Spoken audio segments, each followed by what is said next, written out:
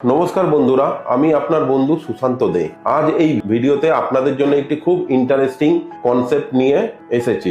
আজকের ভিডিওতে আমরা জানবো যে ভোলাটিলিটি কেন আমাদের ইনভেস্টমেন্টের জন্য জরুরি। আপনি যখন এসআইপি করেন তখন এই ভোলাটিলিটি মার্কেটের ওঠানামা আপনার পোর্টফোলিওতে কি ইম্প্যাক্ট ক্রিয়েট করে। আজ আমরা জানবো volatility impact through an example.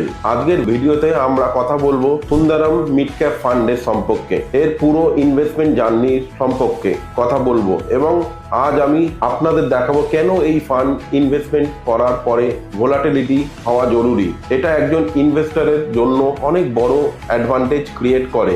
Sundaram mid cap fund, এই ফান্ড শুরু হয়েছিল 24 বছর আগে। তাহলে যদি কেউ 24 বছর আগে এই ফান্ডে 10,000-এর এসআইপি শুরু করতেন, তাহলে আজ তার ফান্ড ভ্যালু কত হতে পারে আমি বলবো, কিন্তু ভিডিও শেষে। আগে বুঝিনি যে ভোলাটিলিটি হওয়া বা না হওয়া আমাদের ফান্ডের উপর কি ইম্প্যাক্ট ফেলে। এই ফান্ড তার 24 বছর কমপ্লিট করেছে, তাই এটি অনেক মার্কেটে সাইকেল দেখেছে, ওঠানামা দেখেছে, কিন্তু আমি একটি এক্সাম্পল দিয়ে ভিডিওটা এগিয়ে নিয়ে যাচ্ছি। 2008 সালের সময় এই ফান্ড তার হাইয়েস্ট ন্যাভ টাচ করেছিল। জানুয়ারি মাসে তার ন্যাভ ছিল 152 টাকা, কিন্তু 2008-এ গ্লোবাল ক্রাইসিস এলো, মার্কেট ক্র্যাশ করলো প্রায় 60% পর্যন্ত। এটা মিড ক্যাপ ফান্ড ছিল, বেসিক্যালি এটা মার্কেট লিঙ্ক, তাই এর ন্যাভও ক্র্যাশ করলো, 152 থেকে নেমে 55 পর্যন্ত চলে এলো। এখন যখন আমরা এসআইপি কাটছিল তখন রিটার্ন হিসেবে আপনি কি পেতেন?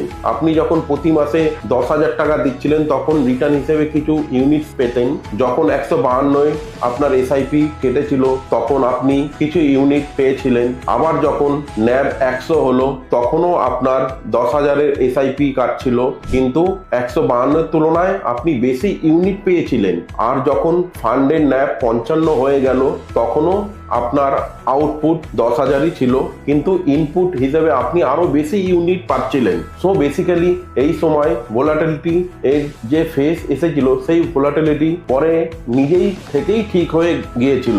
সেপ্টেম্বর 2010-এ এই ন্যাব আবার 55 থেকে 152 ফিরে গেছিল, কিন্তু এই ডিউরেশনে এর মধ্যে যারা তাদের এসআইপি কন্টিনিউ করেছিলেন তারা 2,500 ইউনিট এক্সট্রা গেইন করেছিলেন। এখন এই 2,500 এক্সট্রা ইউনিট তারা পেয়েছিলেন শুধুমাত্র ভোলাটিলিটির কারণে।